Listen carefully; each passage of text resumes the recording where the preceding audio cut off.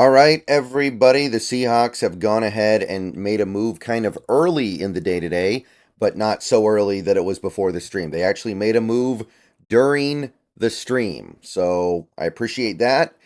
Other than Noah Fant, it's the first move that the team actually actively made while I was streaming so far this week. Now, it's not exactly something that's going to get people out of their seats, but it is something, and it's something that is not going to compromise the compensatory picks, and it's something that should not compromise the cap, even though we don't have monetary information on this signing yet. It can't be that much because it's Artie Burns. Cornerback Artie Burns is returning to the Seahawks on a one-year deal per Adam Schefter. And last year he was here on a vetmin deal for just under 1.1 million. So unless we're telling him he's going to play a lot, there's a decent chance that it's probably going to be slightly more than that, like 1.13 or 1.14 million. If it's significantly more than that, then that might be an indicator that we're planning on using him more than people are expecting. But Artie Burns comes back to Seattle. He's been here for a little bit now, and he hasn't played a ton. When he's played, he's been more or less fine. Veteran presence in that backfield. Good to have around.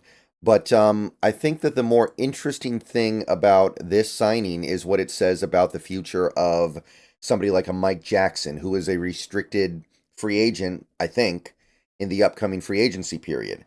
So, with a few hours left before free agency actually opens, we haven't tendered him. And you take a look at the cornerback room in Seattle right now, you've got Rico Wilmer, Devin Witherspoon, now you've got Artie Burns, and you've got Trey Brown, and you've got Coby Bryant. I don't know if there's room for another cornerback, much less one that's going to cost almost $3 million like Mike Jackson's tender would be. So that's probably the end of Michael Jackson in Seattle, which, I mean, I think that's fine as long as we trust Rico Wilmer. But I wonder about that sometimes. But this is kind of, in some way, you could call it a vote of confidence in Rico Wilmer. So I do like that. I do like that because I want to see the Rico Wilmer experience at least one more year. And I think re-signing a guy like Artie Burns over keeping a guy like Mike Jackson is actually a vote of confidence in a roundabout kind of way. Now, I guess it's always possible that we decide we don't like Coby Bryant, or we're moving Coby Bryant to another position permanently, and then we could bring back Mike Jackson too. But as of right now, I think we're probably done at corner. Witherspoon, Woolen, Burns, Bryant, and Trey Brown. I think that's probably your cornerback room for the moment. So, Artie Burns back to Seattle. We don't yet know the exact money, but it's a one-year deal.